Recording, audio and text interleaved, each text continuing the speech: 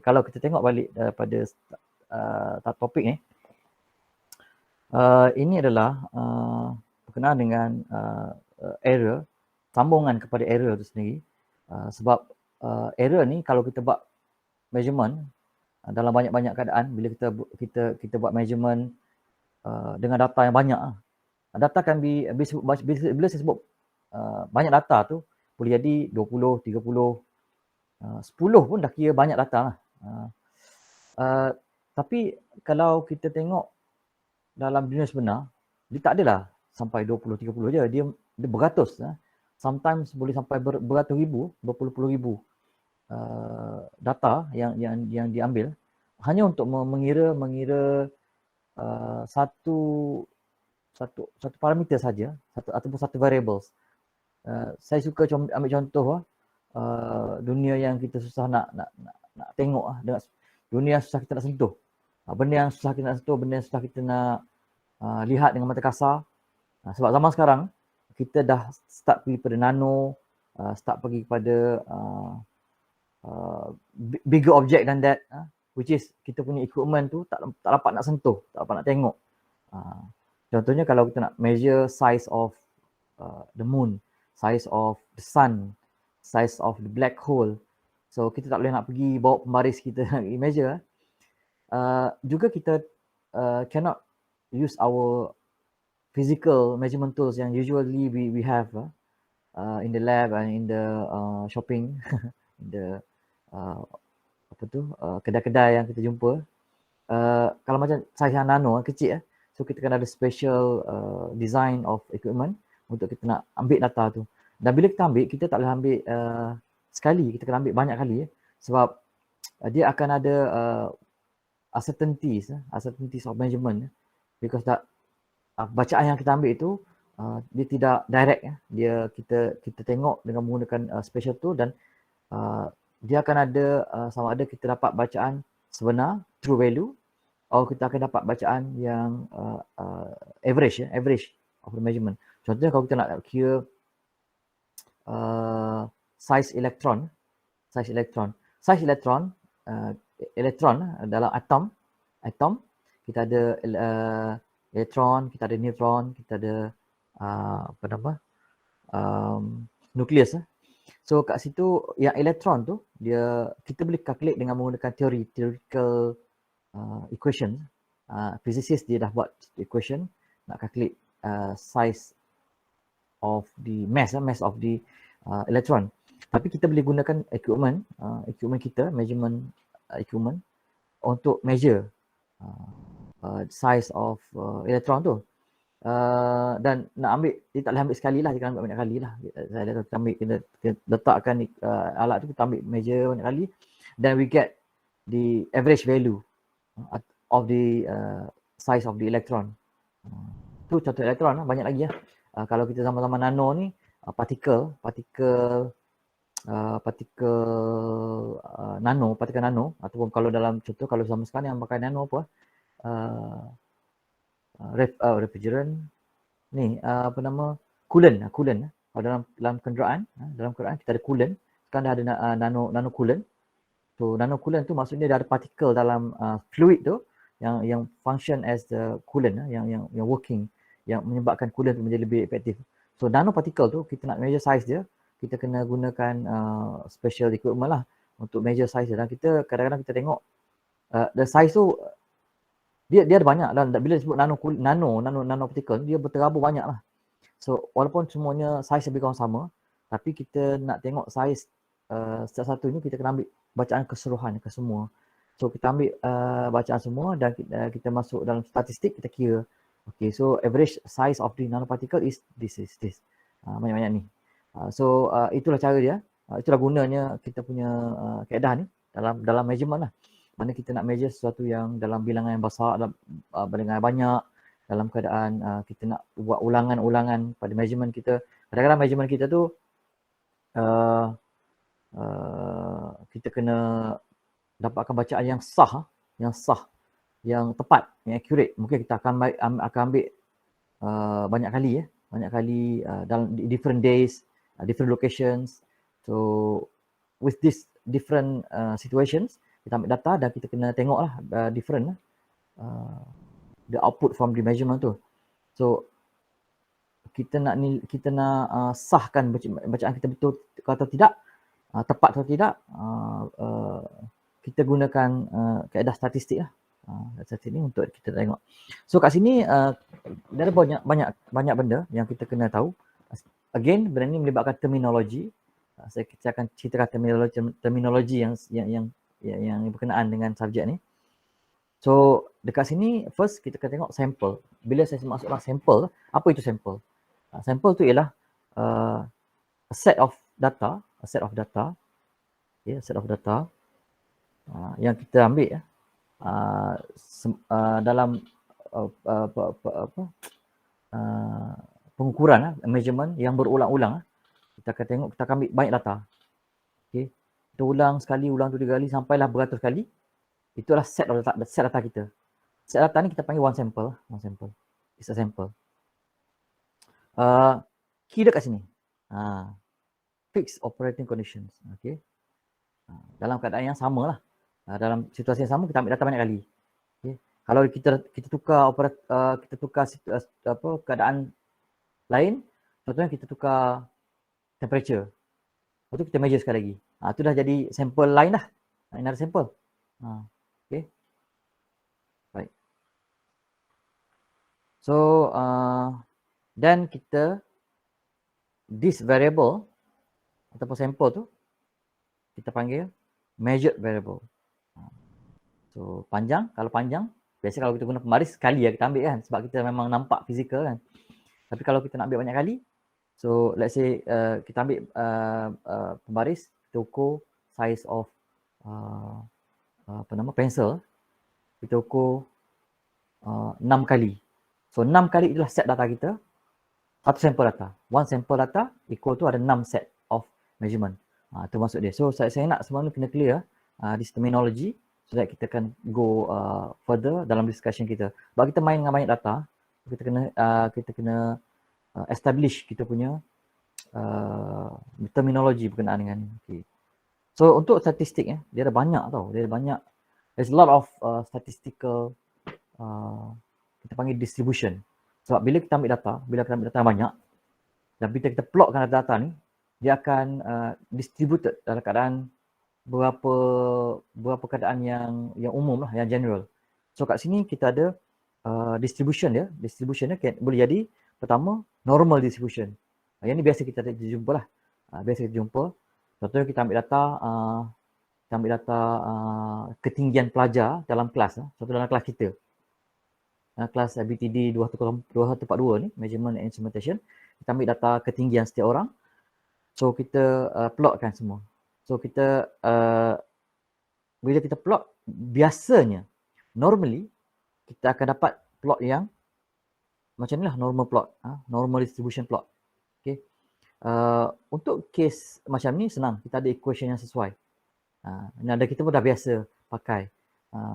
Semua orang biasa pakai normal distribution ni. Tapi ada keadaan-keadaan juga, di mana data tu skew ataupun berubah ke kanan atau ke kiri, dia punya distribution dia. Contoh kalau case macam ni, kita ada jenis log normal, log ni tengok dia punya tu pada keadaan failure. Kalau ada failure, kalau ada biasanya ada error lah, ada systematic error ke yang mempengaruhi data, distribution data tu. Data tu dipengaruhi oleh sesuatu. Kalau case macam ni, contohnya error, failure, yalah macam itulah. So nanti data tu akan skew ke arah lain, ke arah yang menyebabkan berlaku failure tu lah. Failure tu menyebabkan data tu berubah ke arah dia.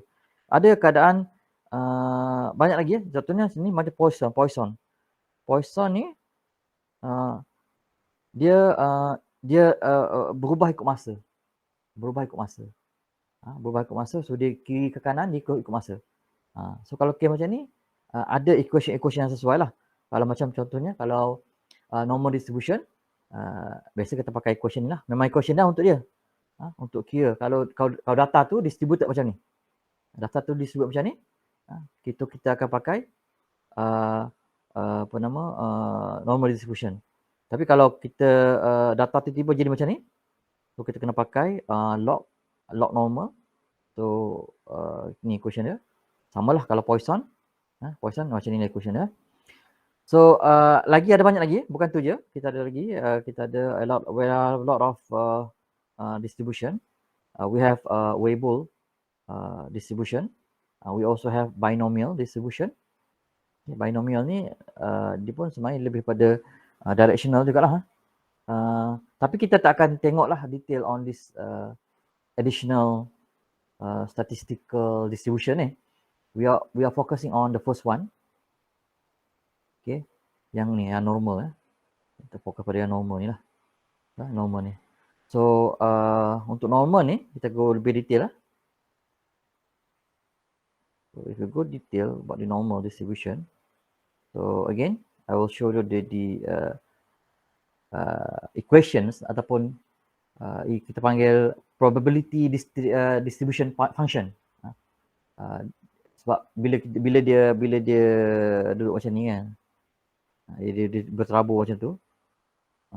Yang tengah ni average lah. Average for mean value. Yang ni kita panggil tadi ada normal distribution. Dia punya curve ni, di distribution ni, diberikan oleh ni lah. Diberikan oleh ni. Okey. Ni dia punya ni. Dia punya tu, bentuk dia tu. Bentuk dia. Bukan luas tu. Bukan ni, sorry. Maafkan saya. Bukan luas ni. Not the area dalam tu, bukan. The shape. The shape of this one. Shape tu diberikan oleh ni lah, diberikan oleh ni. So dekat sini paksi X ni, paksi X all the X ni diberikan oleh nilai dalam ni lah ni. X ni. Okay. So kat situ kita nak tengok lah. Tapi itulah again you don't have to memorize this equation lah. Nak guna je. In fact kalau ada exam tu saya akan bagilah equation ni. So yang penting ialah you have to know what is this mean. Okay. The X prime is the mean value, which is this one lah, yang kat sini. X prime. Yang kat tengah ni. Okay. Okay. Lepas tu variance. Okay. Variance. Nah, variance dia akan mempengaruhi position of the X ni. Ni. Di kanan. Okay, kita akan tengok detail lagi. So kita go detail lagi ya. Okay. So untuk ni untuk kira dapatkan probability ataupun kebarangkalian untuk error measurement tu berlaku, diberikan oleh equation B. Okey, B. B ni yang B ni, mana kita dapat nilai B ni, kita boleh find any position kat sini. Any position kat sini ya.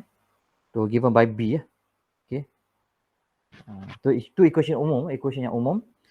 Jadi untuk case kita nak tahu exactly berapa kat sini, contoh situ ke, sini ke, whatever position. Kalau case macam ni, ni apa ni? Ni Z1 lah. Untuk Z1, untuk that particular position, kita gunakan equation ni lah. So Z1 equal to X, okay, X1 data tersebut pada X1 minus dengan X bar, which is the mean, divide by the variance. Okay, dapatlah nilai Z1. So we know the value for Z1, and then so next kita carilah Z1 tu. Dapat kira Z1 tu, kita cari kat sini. So we look at the value of Z1 here. Kat mana nilai dia, and then kita tengok jumpa position dia, dan kita tengok kat sini pula. So dia akan map kepada value lah dalam ni. Mana-mana lah value tu lah. Any value . So kita tengok nilai Z ni. Okay. Ni apa? Ini ialah contohnya. Contohlah kalau let's say Z1 contoh equal to let's say 1.95 contohlah. Jadi kita calculate Z1 equal to 1.95. So inilah 1.9 ini. Saya padam ni. So saya pakai pen lain. So kita tengok ni 1.9. Okay, dia dah garisan ni.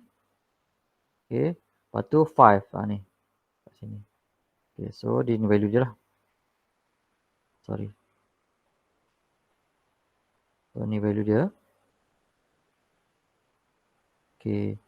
So dengan kata lain untuk 1.95, so Z1 1.95, so dia punya value kalau kat sini, so B beta, so dengan kata lain beta lah equal to 0.4744. Okay. So macam mana kita nak interpret lah? Macam mana kita nak interpret? So kalau kita dapat value ni, maksudnya dengan kata lain, ni nilai ni, dia akan simetri. Okay, simetri. Distribution ni about 47.44% daripada keseluruhan data yang distributed. Okay, daripada keseluruhan data ni. Okay. So about 47.44. Dia datang dari sini, datang dari sini. So 47.41 maknanya kita kali 100 dapatlah 47.44. Tu contoh lah. Tapi kita akan ada example lagi depan ni, kita akan tengok. Cuma saya nak beritahunya the relation between this table dengan curve ni, curve ni dengan equation ni. Okay. Baik.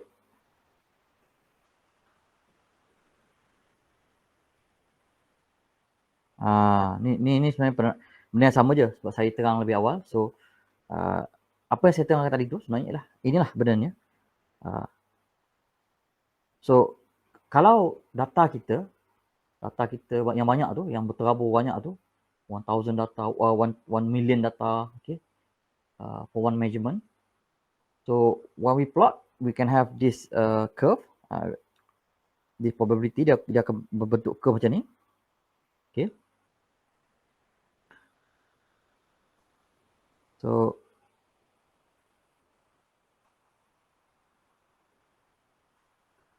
bila dia berbentuk macam ni, area ni, let's say lah, kalau let's say Z ni Z1 kat sini, Z kat sini kan. So area kat sini So maksudnya data tu berada lebih kurang dalam berapa persen data tu. Berada kat kawasan ni je. Kita nak cari berapa banyak data, berapa persentage data untuk berada pada ni. Dan kalau perasan, kalau ingat ini adalah apa? Ini adalah mean ataupun average pada data tersebut. Data tu average average berada kat sini. So maknanya kalau kita nak cari data tu yang berada di sekitar dengan average, berapa persen data tu berada di sekitar average, dia. So kita boleh agaklah kalau kita nak average dia 68.27, berapa nilai Z yang kita perlukan untuk kita estimate data tu berada pada distributed dekat area ni. Okay. So kita boleh estimate lah berapa Z dia kan. So bila kita boleh estimate berapa Z dia, kita boleh estimate lah berapa mean value semualah. Okay. So kalau case macam ni, saya padam balik saya minta maaf, this is actually a bit detailed analysis. So hopefully you can tengok betul-betul, okay, cuba fahamkan. Okay. Dan probability ni kesemua ni adalah 100 ataupun 100% dalam berada kat dalam ni, berada dalam kawasan ni, berada dalam area ni 100%. So mean dia plus minus inilah ni Z1 variant. Okay. So dia punya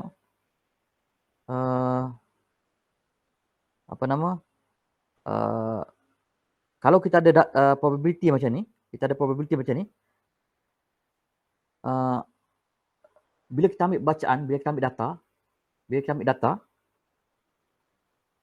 percentage data tu berada pada at any point kat sini, kat dalam at any point dalam kita punya, mana saya punya cursor? At any point dalam ni diberikan oleh 2 darab dengan PZ, 2 darab PZ kali dengan 100. So itulah kebarangkalian data tu berada dalam ni. Okay. Sebab kita dah ada data sebenarnya, kita dah ada data distribution ni, kita dah ambil data. Lepas tu kita ambil data sekali lagi. Kita cuba dah, kita dah ada distribution ni kan. And then the next time kita try to take another data and then that data yang kita ambil tu kebarangkalian the percentage of that data having in any point dalam ni, at any point dalam kawasan ni diberikan oleh ni PZ1 okay, kali dengan 100. Okay.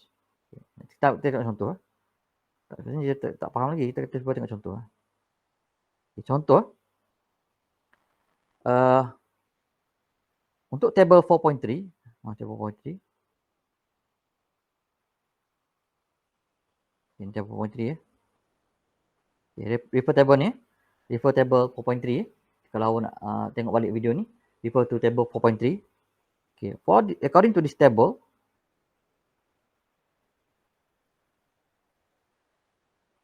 okay, Z1, okay, Z1 equal to 1, Z2 equal to 2, Z3 equal to 2. Okay. Assume data follow the normal distribution. Dapatkan kebarangkalian, okay, berapa kebarangkalian untuk data tu berada kat sini. Z1 2, Z1 2, Z1 3. Okay, berapa kebarangkalian data tu berada kat situ. So cara dia, refer pada table tu. Untuk Z1 equal to 1. Inilah. Ini ada kat sini semua. Z1 equal to 1, Z1 equal to 2, Z1 equal to 3. So ni kebarangkalian dia. Diberikan oleh ni. Okay. So apa kita buat? Dapatkan nilai kebarangkalian dia. Okay. 2 kali dengan P, ingat tadi ya. 2 kali dengan P Z1 kali dengan 100. Ya. So kalau untuk Z1 ni, okey, tengok tu. Tengok pada ni ya. PZ1, so PZ1 berapa? PZ1 ialah ni 0.3 kali dengan 2. Okey, so dia kenapa dia kena kalikan dengan 2? Sebab dia dua side.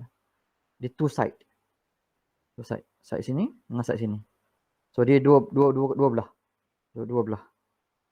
So mana sekarang ni untuk kebarangkalian data tu berada di dalam area tu untuk Z1 equal to 1. So dia ada lebih kurang dalam 68.26%. Kalau kita nak data tu Z1 itu equal to 2, macam kita nombor 2 ni, samalah kita dapatkan nilai dekat table 4.2.3 ni. Tengok situ 0.4772 times 2 and then we get 0.9544 darab 100. Then you can see 95.44% of the data will appear in that range. Range mana Z1. Range Z1. Okay. Alright. Apa itu range Z1?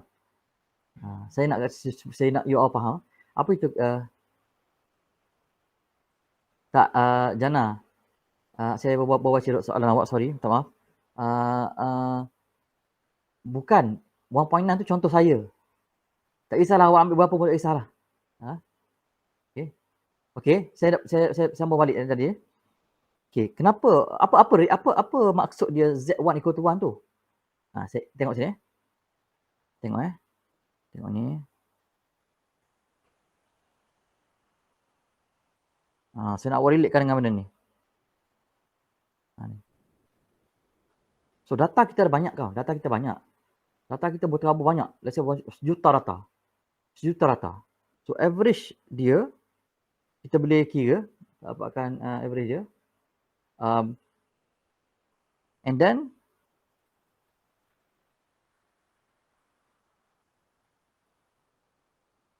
Z1. Kalau Z1 tu 1 lah. Z1 tu equal Z11 tu 1 lah. Darab dengan variant dia. Kita kira variant of the data tu. So maksudnya kalau Z1 tu equal to 1, okay, maknanya data tu berada di sekitar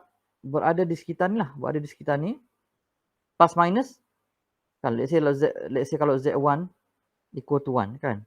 So maksudnya mean average dia berada pada sekitar tu lah. Variant saja. Maknanya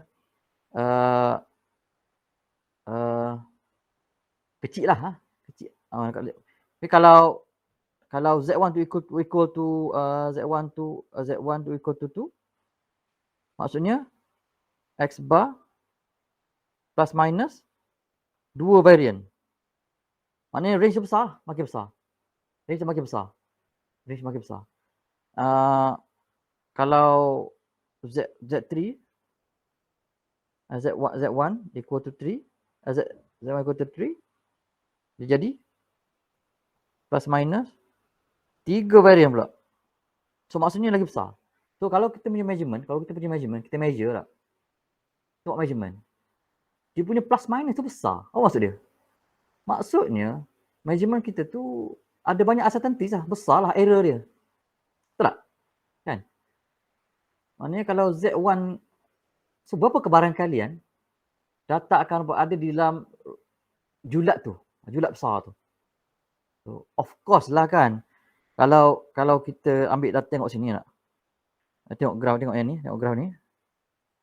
Bila kita ambil data tak? Berapakah kebarangkalian data tu berada dekat-dekat dengan average?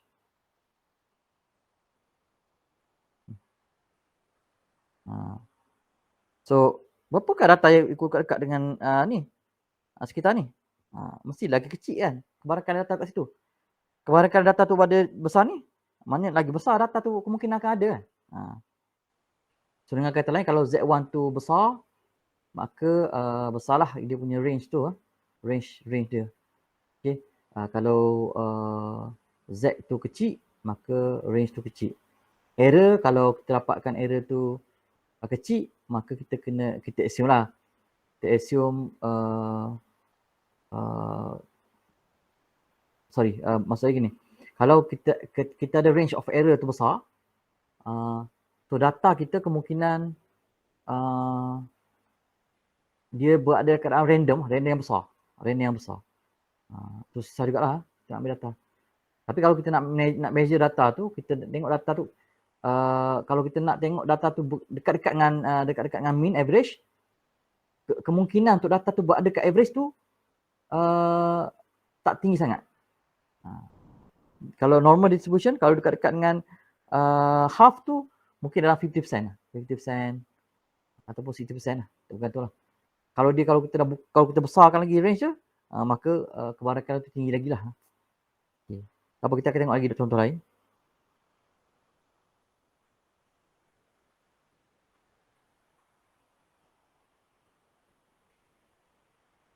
Ini contoh lah. Okay. Oh, tak ada lah contoh. Itu je contoh. Yang dalam slide kita, itu contoh dia. Okay.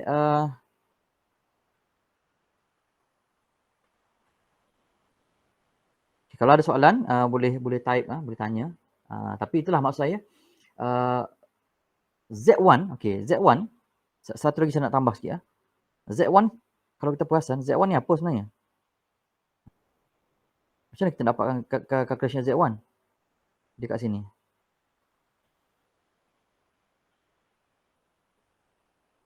Sorry, saya scroll balik Jauh dia pergi. Ni.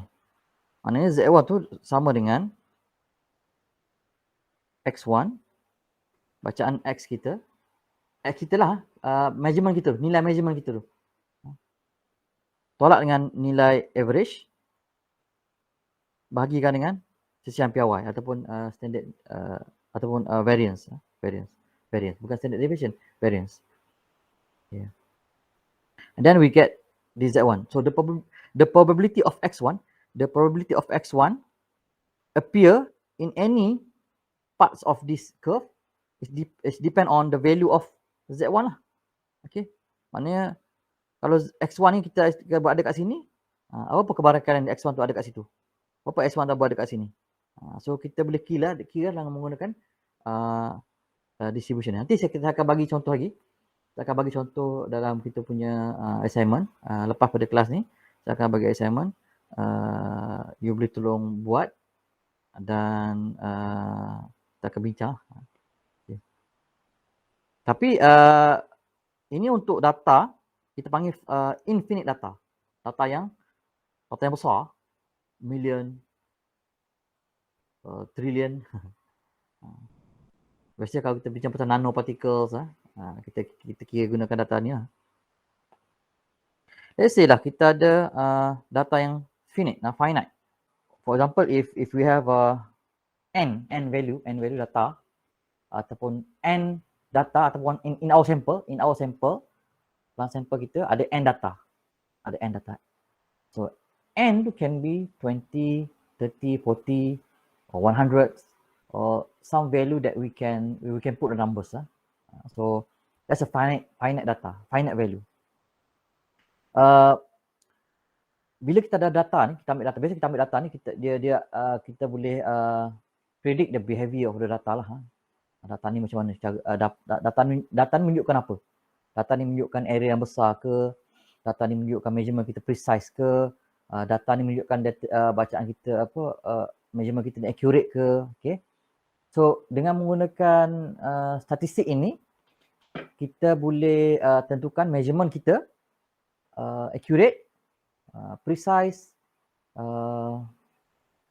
repeatable and many more. So basically kalau untuk finite statistik ni relevan lah untuk kita. Tapi yang macam tadi, yang case continuous data tadi, itu biasanya untuk kita nak tengok kebarangkalian secara keseluruhan. For data that have 1,000 data, or let's say for example Malaysia punya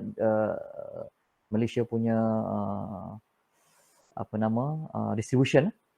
So kita gunakan kaedah continuous statistical data distribution, normal distribution.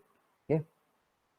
Tapi for the case of finite numbers of data ataupun finite statistics ni, kita akan gunakan kaedah yang hampir sama. Distribution dia juga normal, bentuk dia sama, bell curve.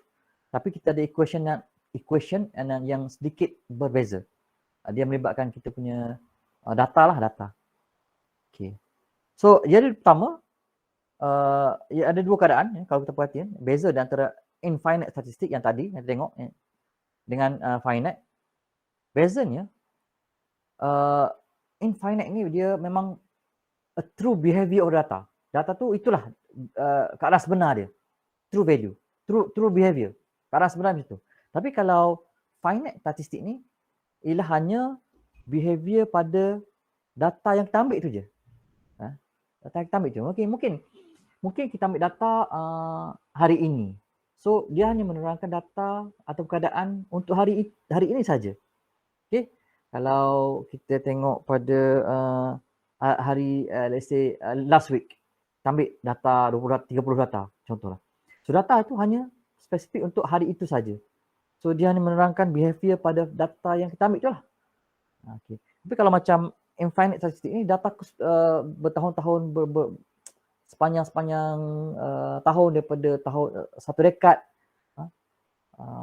satu abad data pun data. So it's a very long data. So it's represent the true value of the ataupun true behavior of data itself. Itu bezanya lah.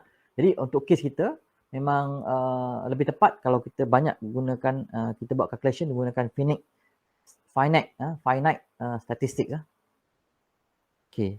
So dekat sini penting untuk kita tengok term ni, mean value, variance and standard deviation.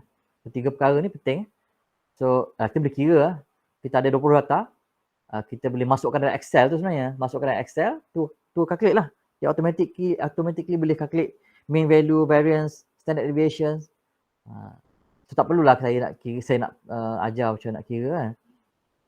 Tapi adalah equation dia macam ni. Dia bila equation dia macam ni lah. Dalam exam you kena kira lah.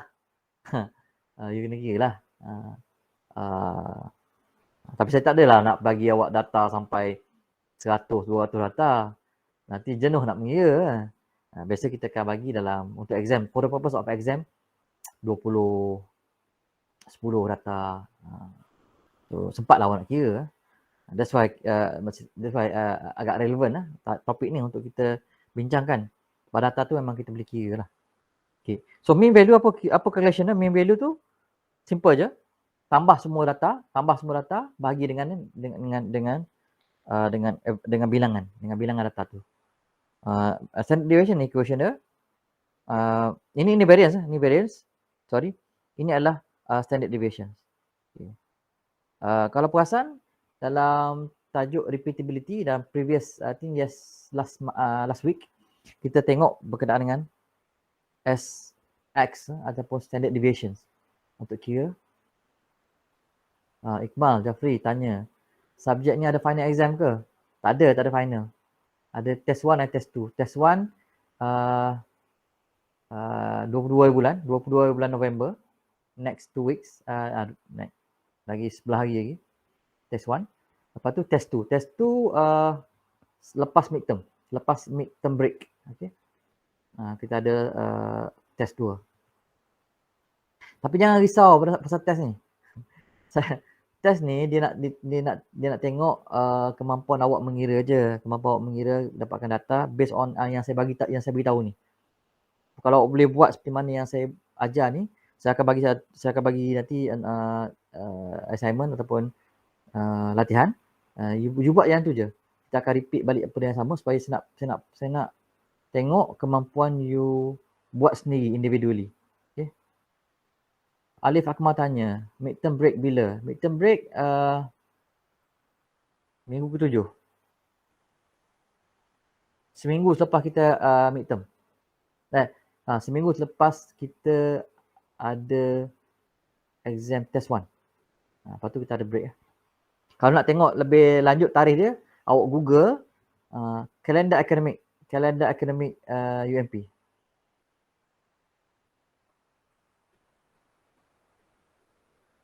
Ha? 20 November midterm break. Mana tu? Tolong Jana, tolong beritahu saya sumber yang mengatakan 20 November tu ialah midterm break. Midterm break ni okay. Bagi saya link ke keadaan tu. Nanti kita akan tengok. Ataupun nanti I will get back to you about the midterm break. Okay. Sama balik kita nak cuba habiskan ni tajuk ni. Okay.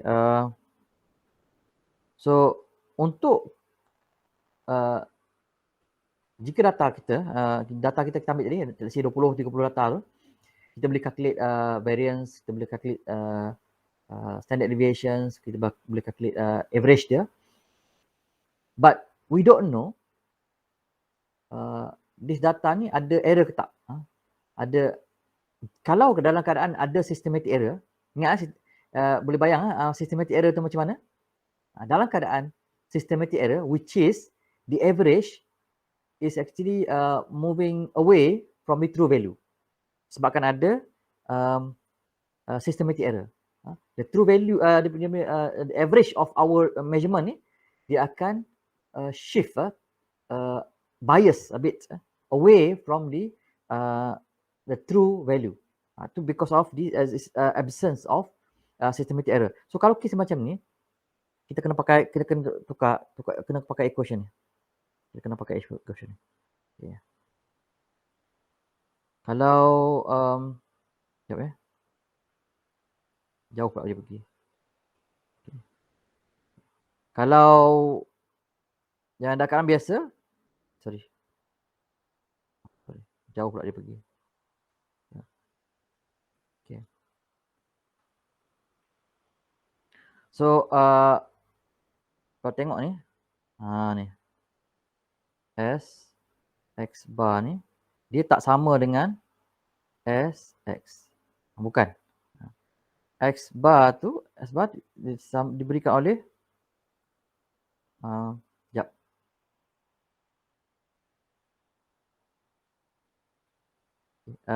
Tak ada nota ni. Sekejap, patutnya ada. Apa nanti kita tengok example ni, dia akan ceritakan ini apa itu X bar. Basically kalau standard deviation ataupun exact ni ialah pada data X tu, pada X tu. Tapi kalau X bar ialah standard deviation untuk X bar. X bar ni ialah average. Standard deviation untuk variation kepada average tu sendiri. Tu maksud dia. Tapi ada equation dia, nanti kita akan tengok equation dia. Tapi basically kalau ni ialah equation untuk kalau ada systematic error. Tapi kalau tak ada systematic error, kalau keadaan biasa, X, okay, Kx equal to, okay, X min, ataupun average, plus minus T, VP, apa itu VP, nanti kita tengok nanti, S, X. Ini untuk keadaan biasa, kita punya probability dia. Probability of X tu sendiri. Okay. Nanti kita akan contoh. Kita tengok contoh. Okay, for example, ni distribution dia, table dia. Ni kalau dalam exam saya akan bagi table ni lah, dia boleh refer. Okay. So kat table ni kita kenal dulu table ni. Kat row pertama ni kita ada nilai V. Okay. Kat atas ni, kat kolom atas ni, row atas ni, okay, kita ada ataupun T dia. Ataupun sorry. Kalau ikut ni apa? P lah, P, sorry. Pada balik P dia. So P dia. Maksud dia kalau T50 maksud dia 50%. 50% of confidence level. Kalau T90, 90% of confidence level. Itu maksud dia. Kena pas ya. Maksudnya maksud confidence level ni probability lah, probability. Kalau probability of measurement tu kita nak 90%, so dia kat sini. Kita ambil ni. Kita ambil kolom ni. Kalau dia punya kita nak measurement kita tu probability dia 95%, kita tengok sini. Kalau kita nak probability of measurement tu 99%, error dia 99%, dekat sini. So kita akan rujuk tab ni lah, kita akan rujuk by column. So P equal to probability lah, probability ataupun kebarangkalian. Okay, now kita tengok lagi ya. Dia tanya pasal exam ni, saya faham. Banyak yang tanya pasal exam ni sebab you takut lah. Dia tengok susahnya subjek ni. Tu tanya pasal exam lah. Bila exam semua gedebak-gedebak kan. Jangan risau.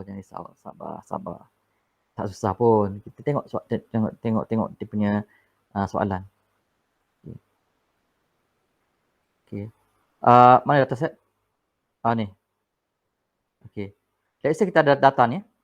Tengok kita ada data ni. Consider data dia macam ni. Kita ada berapa data? ada 20 data. So n equal to 20. Okay. So of course kalau macam ni kita tu dah boleh kira lah berapa dia punya mean berapa. Lepas tu kita boleh kira lah berapa variance, berapa standard deviation, kita boleh kira lah. Boleh kira. So bila saya sebut sample statistics compute the sample statistic, ni lah benda ni. Ni. All these things. Mean, variance, standard deviations. Klik dah. So estimate the interval of values. Interval dia maknanya plus minus itu. Which is 95% of measurement berada dalam interval tu. 95% of our measurement appear in that range. Okay, appear in that range. So berapakah interval tu? Kita kena cari interval tu. Okay. Yang ketiga, estimate the true value of the measurement at 95% probability. Maknanya true value tu, sebab kita kan, kita tak tahu true value tu berapa kan. Kita tak tahu true value tu berapa. So, macam mana kita nak estimate the true value punya data at 95%. True value ni, dia hanya berubah, only change if there is a systematic error. Kalau systematic error tak ada, so dia punya true value akan berada pada tempat betul lah, pada yang betul. So most of the value akan berada kat sekitar tu. So dekat kita boleh kira dia punya variation of a true value dengan menggunakan equation. Nanti saya akan tunjukkan equation macam ni. Equation tadi lah yang kehadiran systematic error. Okay. So we go back to the how to answer this question. So for the first question, calculate the statistical data lah. Okay. So dah ni yang saya tunjuk tadi, 20 data. Okay. Kita assume data ni tak ada systematic error. Which is the true value, dia tak varies lah. Dia berada kat situ je. So kita anggap true value tu adalah average tu sendiri. Average tu ialah true value. Faham? Bila kita sebut there's no systematic error, maksud dia average kita tu ialah true value tu sendiri. Okay, baik. Apa tu penting kita nak fahamkan the terminology that kita dah discuss in the previous lecture. Okay. Data follow normal distribution. Okay. And systematic error. For find, ni statistical value, X bar. Tadi saya pakai ni kan. Saya buat tu kan. Yang ni untuk case, kalau term ni untuk case infinite data. Maafkan saya silap tadi pakai. So for X bar is untuk case infinite data. Tapi untuk finite data, untuk data yang finite, kita pakai term X bar. Okay. Tolong alert semua dalam kelas ni, tolong alert. Untuk finite data, pakai term X bar. X bar. Okay. Okay, so kita nak kira ni lah. Kita nak kira range lah. Berapa range dia. Plus minus berapa. Plus minus berapa. Untuk data tu. Okay. Dan juga kita nak kira variation of true value lah. Kalau ada systematic error. Tapi first kita tengok yang tak ada systematic error dulu. The first question. Ni first ni. Untuk question pertama ni. Kita kira tadi statistical data. Yang kedua kita kira yang range dia berapa. Untuk range berapa range untuk 90%. Yang C ni, yang ni kita kira kalau true value dia berubah. Which mean ada systematic error. Kita kira one by one. So kita kira first. Kira statistical value. Okay. Ini penting Ini penting. So V tu. Ni lah V. Kan tadi kan dalam table kan ada V kan. Kolom pertama tu kan V. So nak cari V, tengok N berapa, N20, tolak 1. dapatlah dengan nilai 16 untuk kita punya degree of freedom V dekat table tadi V. Lepas tu sample mean, okey, kira mean average lah, average simple average, awak boleh calculate sendiri average berapa. Tambah semua data, bagikan dengan n, dapat value average.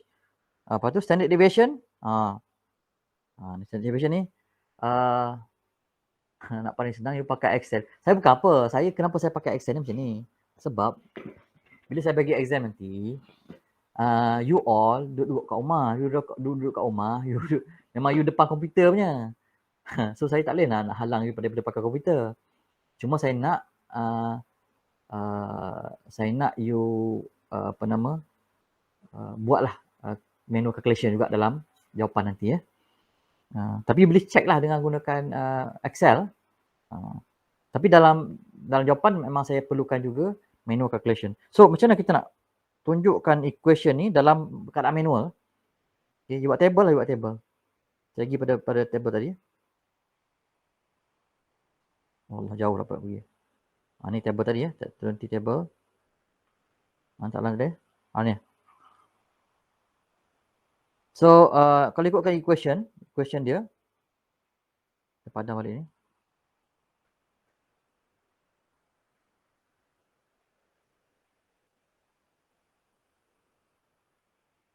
So macam mana equation dia? So variance equation ialah ni. Jauh, okey. Ni equation dia. Maknanya equation dia ni, setiap data ni, okey, tolak dengan mean dia, tolak dengan average, kuasa 2. Lepas tu tambah semua sekali, bahagikan dengan n. Macam mana? Tengok Macam mana buat? Dia boleh tunjuk dalam dia punya jawapan tu. Okay, let's say kita ada soalan macam ni Dia buatlah satu kolom. Buatlah kolom untuk x, okay, xi minus x bar average. Contohlah, let's say apa xi dia, let's say kalau xi kalau i3, so x3, kalau x3 so x3 ialah ni x3 nya 0.86. Oh, saya kecil sangat. Okay. Minus average ya. Alamak. Sorry. Apa average tadi? Saya kena scroll banyak. Mungkin awak tak selesa tapi saya terpaksa scroll. Apa average tadi? Ni average 1.02. Okay, average saya rasa semua orang boleh kira average ni. Siapa tak boleh kira average, saya rasa you boleh withdraw subject kot. Okay. So 1.02. Ni untuk x3. Lepas tu awak tambah lah. Kalau x4 berapa? 5. Ni lah, start dari sini lah. Start dari atas ni. Okay. Lepas tu you dapatkan dia punya ni. You kira semua. Berapa? Lepas tu you buat satu kolom lagi. You tolak lah. You buat satu kolom lagi. Mana satu kolom lagi. X tolak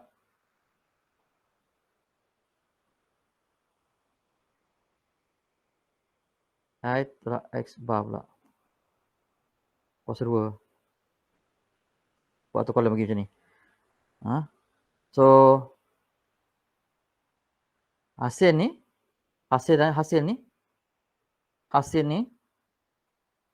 ditolak ni. Lepas tu you kuasa 2 pula hasil ni. You kuasa 2 pula. Okey. You kuasa 2 pula. Okey, dapatlah berapa nilai berapa nilai dia. Lepas tu you tambahlah semua sekali. You tambah balik semua sekali. You tambah daripada atas, daripada x1 ni, x2, x3, x4, tambah semua sekali. Okey. Sampailah semua sekali dapat dia. Lepas tu you bagikan dengan 20. Dia punya average. sorry lah yang ni dia nampak messy sikit, tapi nanti depan ni saya akan tunjuk yang Excel punya file. Nanti akan tunjuk. Ada satu contoh lain. Contoh lain yang Excel punya. Okey, tak apa. Tapi saya harap boleh nampak. Okey, gimana dia buat kolom. Kolom untuk satu kolom untuk ni. Satu kolom untuk ni. Lepas tu satu kolom untuk ni. Nanti kita akan tengok. Okey. Lepas tu dapatkan S dia punya S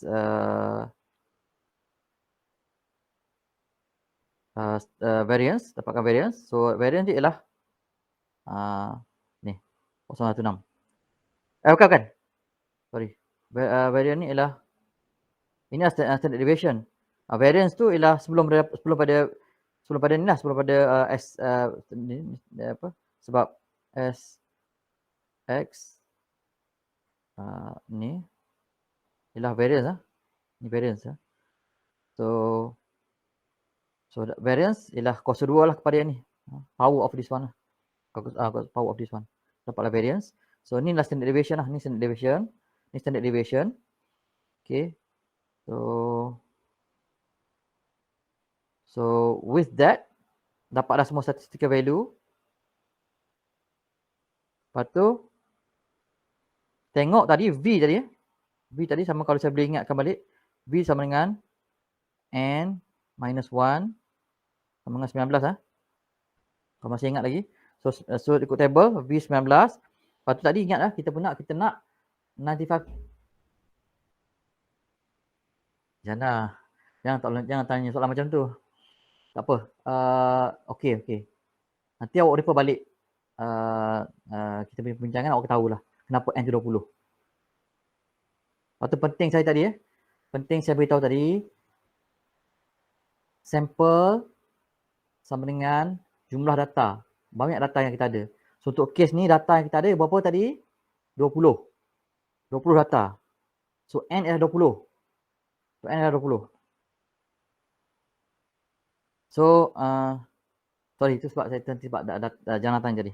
So V equal to N minus 1. N ialah tadi 20 tadi 20. So 19. So refer table N 19. Lepas tu kita tahu tadi dia nak 95% confidence level. 95%. So kita tengok T95. So tengok dia punya nilai berapa. So we get the value 2.093. Okay. 2.093. So the probability is 2.093.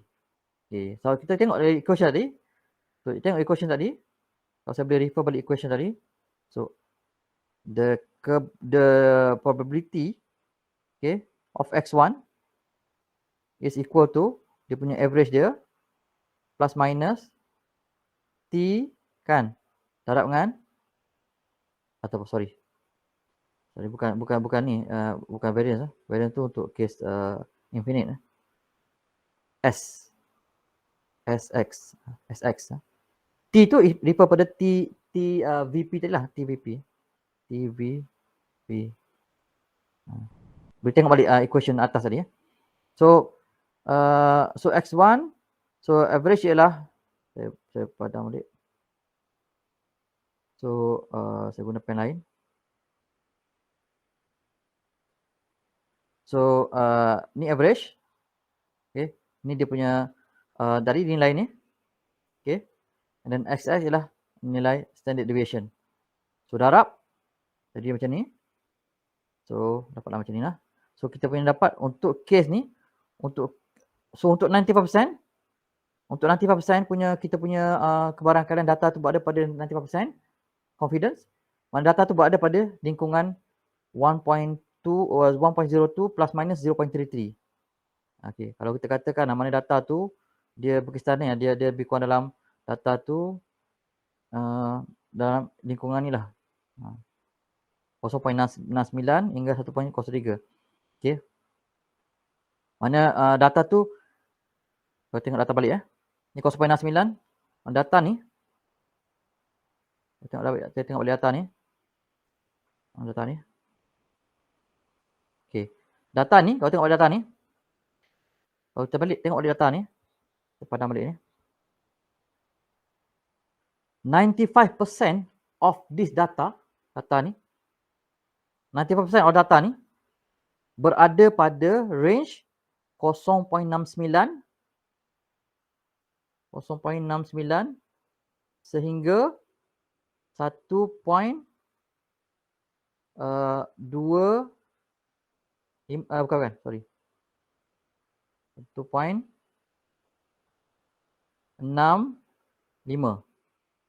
Okey. 95% daripada the whole data dalam ni berada dalam range 0.69 hingga 1.5. Kan? 5% lagi, 5% data lagi berada di luar daripada range ni. Awak tak percaya tengok case ni je. Ada yang luar daripada range ni ada, tapi tak banyak lah, tak banyak. Dan lebih kurang 5% lah daripada data tu berada di luar daripada range ni. Okay. So saya tunjuk lagi satu example last. Example last. Yang ni saya dah ada table. Sekejap, sebelum tu ini kalau sorry. Silap tadi. Bukan 1.65, 1.35. Sorry. Saya betulkan balik. Saya betulkan balik. Takut awak confused. Nanti awak tengok video awak confused.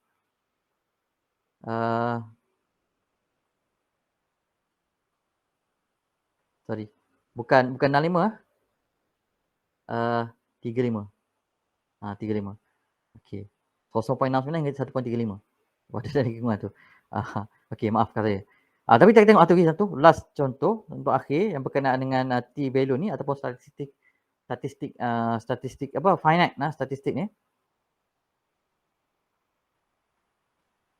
Sekejap, ada satu tak ambil. Satu lagi soalan tak jawab ya. Iaitu last kali kan. Let's say kalau dia ada systematic error, true value dia berubah. Okey, bila kalau true value dia berubah, kita kena kira instead of SX, kita kena kira X bar dia. Macam mana dapatkan X bar? Macam ni. Ni equation dia. X bar equal sama dengan XX over square root of N. N berapa tadi N? 20 20. Jangan tanya saya pula N tu apa. N tadi 20 tadi. Dalam data tadi N kita ialah 20. 20 data. So dapatlah dia punya value ialah 0.04. Okey. Ingatlah ni XX tadi Ni X tadi, kaki tadi XX berapa? Tadi tengoklah balik atas tadi. 0.16. Lepas tu, so masukkan terus gunakan equation tadi, equation ni. So X bar berapa tadi? So TV berapa tadi? 2 tengok saya awak tengok sini lah berapa. Cuma beza ni je. Beza tu je. Itu je yang beza. Okey. So maksudnya untuk 95% data tu true value tu berubah. Lebih dalam range ni lah. Maknanya dia tak banyak lah. Tak banyak lah kalau case of systematic error dia kalau ada systematic error kemungkinan dia akan deviates ataupun varies sikit lah, plus minus je. Kalau 95%, kalau kita 95%. Sikit lah, tak besar. Okay. Tak banyak lah. Okay. Itu maksud dia. Kita tengok satu lagi contoh, last akhir. Okay, akhir. Ini saya tak tengok lah. G-secret ni saya ni awak study sendirilah. Sama je lebih kurang, cuma saya bypass lah tu. Ini contoh lah. Okey, contoh kedua.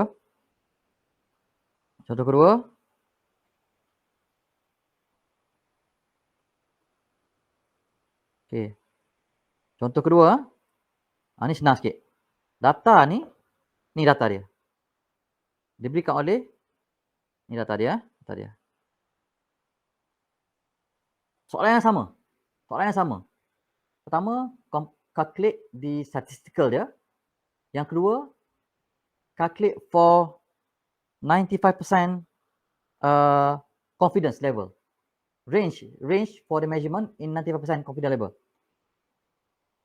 Lepas tu, estimate if true value is difference between the apa nama? average. Maksudnya dengan kehadiran systematic error, berapa pula dia punya range dia. Range untuk true value tu berubah kalau ada systematic error. Sama macam soalan tadi, sama macam yang first tadi, cuma data beza.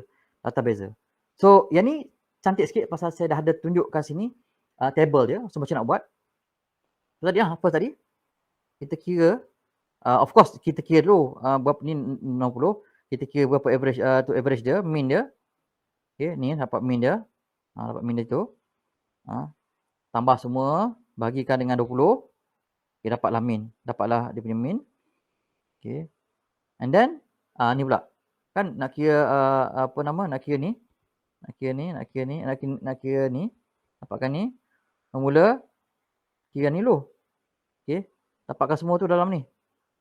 Dapatkan kira tu. Dapatkan semua ni. X tolak X bar tu. Berapa nilai dia. Kira semua. Dapat tu dah kolom. Untuk setiap ni lah. Untuk setiap n tu. Lepas tu. Kuasa 2 pula. Kuasa 2 pula. Kuasa 2 pula. Kira pula. Mana data ni. Ni. Kita kuasa 2 kan dia. Kita kuasa 2 kan dia. So 0.196. 1.95. Kuasa 2. Jadi 0.0380. Sini. Sampai habis. Okay.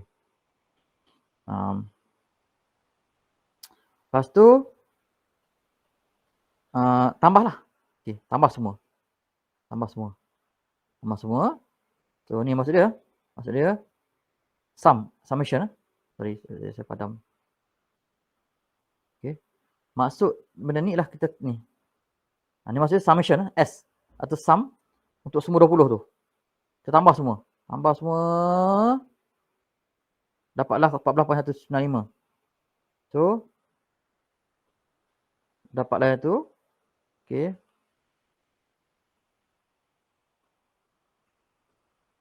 Okay. Cuma kalau untuk case S ni, saya lupa nak highlight tadi. Untuk case ni, untuk case finite data, okay, kenapa 19? Tengok pada equation balik tadi. Dia bukan bagi 20. Kita tengok data tadi, equation tadi. Nanti kalau tak faham boleh tengok nota balik. Boleh tengok saya punya video balik. Ni equation yang balik, saya ulang balik equation dia. Kenapa takut ada orang yang confuse kenapa 2019? Equation dia ni. Dia tak tulis sini ya. Okey.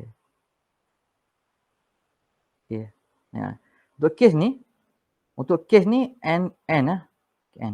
Tapi kalau let's say dalam soalan, dalam exam, saya tulis n minus 1. Okey. Dalam sini saya tulis s minus 1, maka awak guna s minus 1 depend on that one. Dia bergantung pada jumlah data, jumlah kalau banyak sangat kita akan pakai n minus 1. Tapi kalau data tu kecil kita akan pakai n lah. Tapi depend on that one lah. So untuk biasanya kita pakai n je. Untuk kira ni. Untuk case ni equation ni. Okey. Tapi untuk case tadi n minus 1 lah. Depend on saya punya nanti dalam saya akan bagilah equation tu. Kita tengok equation tu. So untuk case ni sorry. Okey. Untuk case ni n ialah n ialah tolak 1. Okey, sampai 19. So maknanya sekarang ni 14.1095 ni this value. Okey. Divide by 19. Lepas tu awak square root lah. Dapatlah untuk nilai SX lah. SX. Okey. Tapi sebab kita tahu lepas ni kita akan kira untuk systematic error.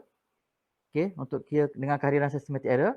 So teruskan siap-siap calculate ni. Okey. X bar dia. Dan kita terus boleh kira range dia. Okey. Next okey, soalan dia. Okey, teruskan. So ni jawapan dia. So untuk case dia macam ni jawapan dia. Okay. Lepas tu kalau untuk kes apa nama, kalau untuk kes ada systematic error, true value dia akan varies lebih kurang dalam banyak ni. Ni untuk 95% lah. Okay. Kalau kita nak pilih 90%, 99% lain lah. Ini untuk kes 95% je. Maksudnya nanti you refer table untuk T95. Kalau let's say saya minta dalam soalan bukan 95% tapi 99%. Kalau dalam soalan saya 99%, okay, maksudnya apa? Awak refer T tu, T99 lah. Okay, 99. Okay. Itu kalau saya nak 99%. Bergantung pada berapa saya nak. Tapi untuk kes soalan ni 95%. So dapatkan 95%. So macam ni lah. Maknanya the variation of true value lebih kurang banyak ni sebab dengan keadaan systematic error. Dan untuk data lain dia punya probability of range, the range of value tu lebih kurang dalam untuk 95% lebih kurang dalam ni lah. Untuk 95% value tu berada pada range ni. Okay. Alright. So habis, ada 2 contoh saya bagi. 2 contoh. Saya harapkan nanti please tengok balik video ni dan tengok balik nota. Tadi betul-betul yang ni saya bagi hint siap. Ni quite important dalam test nanti. Practice siap. Okay. Cuma tadilah yang untuk S tu N ada yang pakai N-1 atau N. So depend on equation saya akan bagi nanti. Kalau saya bagi N, pakai N je. Kalau saya bagi N-1, pakai N-1 lah.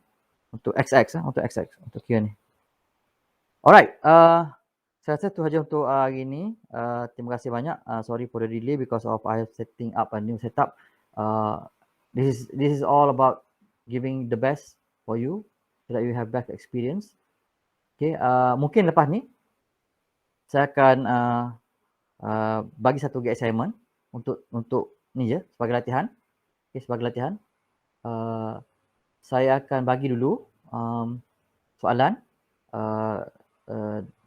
in 2 days. Lepas tu hari Rabu ni saya akan lepaskan jawapan. Hari Rabu ni saya akan bagi jawapan. Okay. So that nanti you refer lah dengan jawapan you. Okay. Tapi you kena submit dulu lah.